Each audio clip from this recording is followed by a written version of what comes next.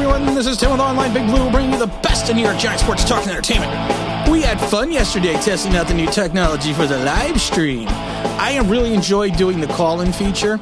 We are going to add that to all of our live streams. We figured out the technology. I do apologize that we were only able to take 4 calls.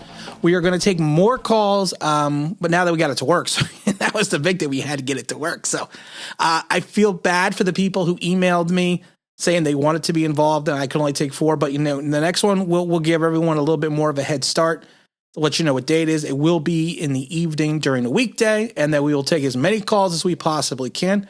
On a side note, again, look out. We have a new radio show coming up. It's going to be all nonsense sports with Tim from Online Big Blue. I'll give you some more details when it all comes about, where you can listen. It's also going to be part of a streaming service. So once we get that more situated and get the launch date, we'll let you know. Big news in Giant Land.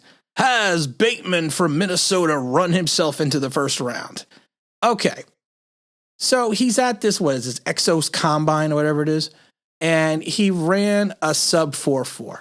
And you know what? I have to tell you, that is fast. That's what she said. But you know what? It's not like he ran a 4.25. His hard time was a 4.37, and his laser time was a 4.39. It came the run. It was on turf. So we all have kind of known that Bateman has speed. Made it inside the 40. First down throw. Another catch, Bateman. Oh, look at that speed. He gets down inside the 25. To me, it's never been in question.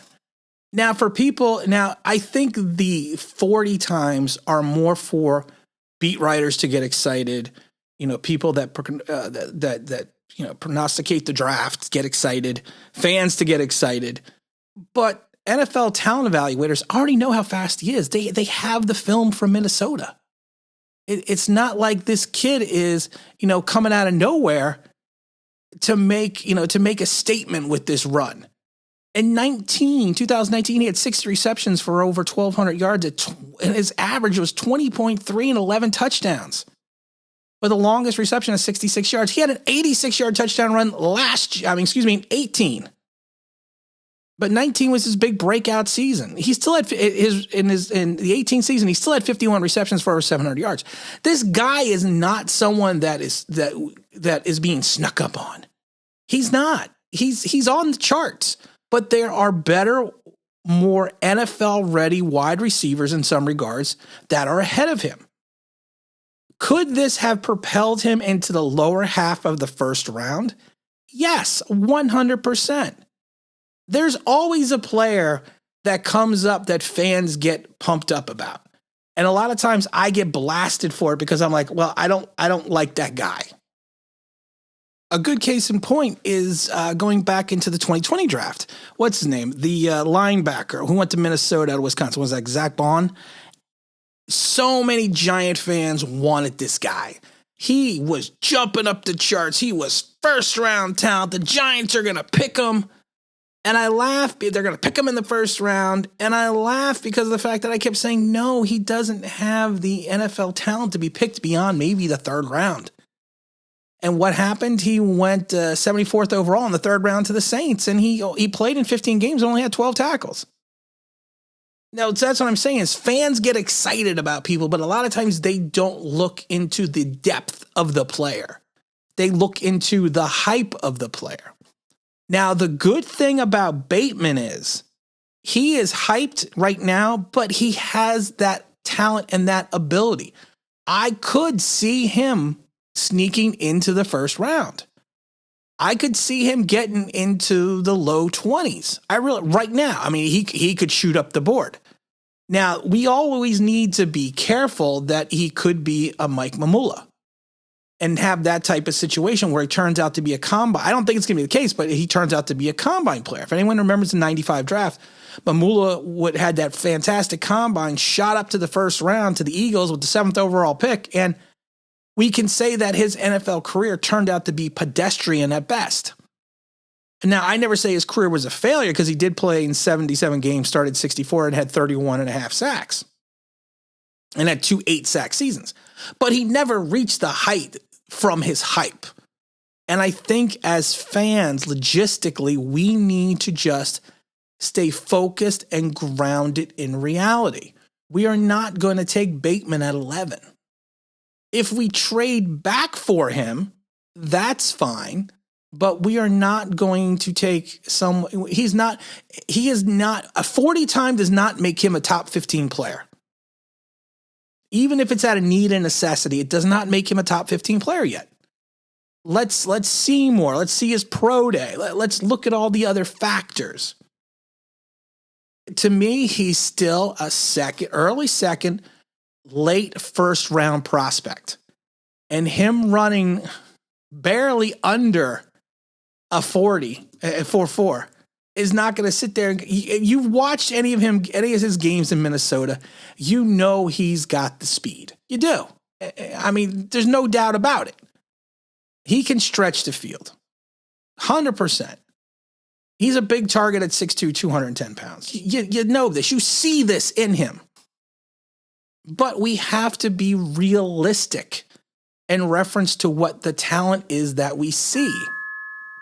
And that's kind of what we need to look at. I mean, and we need to stay focused. We have so many needs to fill on this team, the Giants do, that we need to be smart about our assets, and we need to be smart about who we're drafting.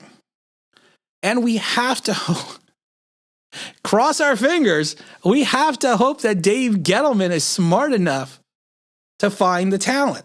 Because right now, you may question some of his drafts.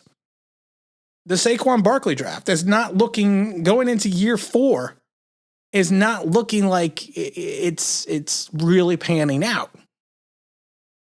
Last year's draft, I got blasted for this because I said that he snatched defeat from the jaws of victory after his first 2 picks. Because the picks that I saw him go after, to me, were talent that needed to be cultivated.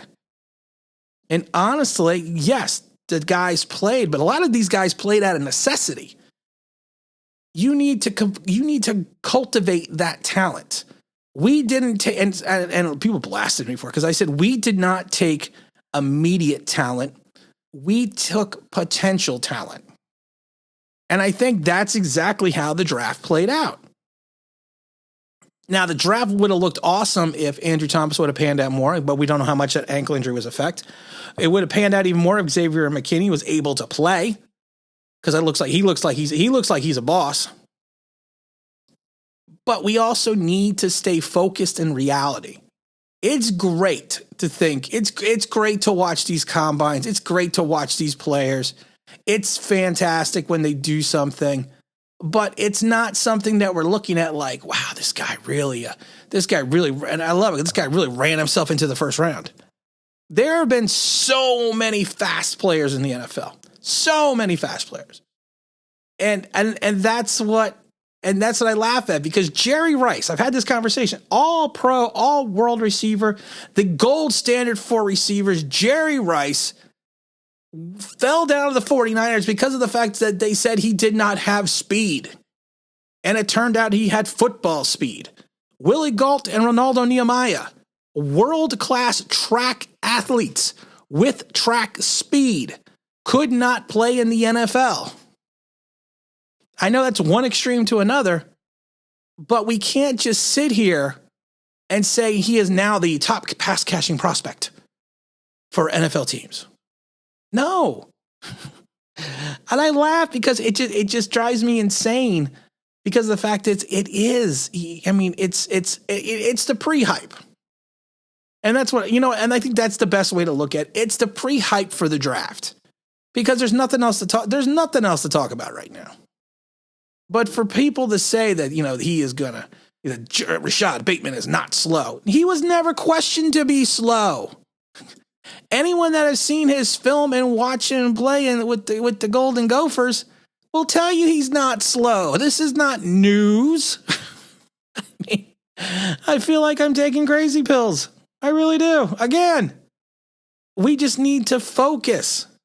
We need to look at talent, and we can't not just look. Yeah, speed is a tangible item that you can see during the combines, but you need to look at and address all the other physical skills a player has and does not have before you anoint him a top 10 first round pick. And that's all I'm saying about that. And again, I want to appreciate, like I said, appreciate everyone that called in the live stream. We're gonna be doing it again. Look out for the new radio show, All Nonsense Sports, with Tim from Online Big Blue. It should be fun. And again, this is Tim with Online Big Blue, bringing you the best of New York Giants sports talk and entertainment. And as always, if you could if you subscribe, if you ring that bell, I think you know what that means. That'd be awesome.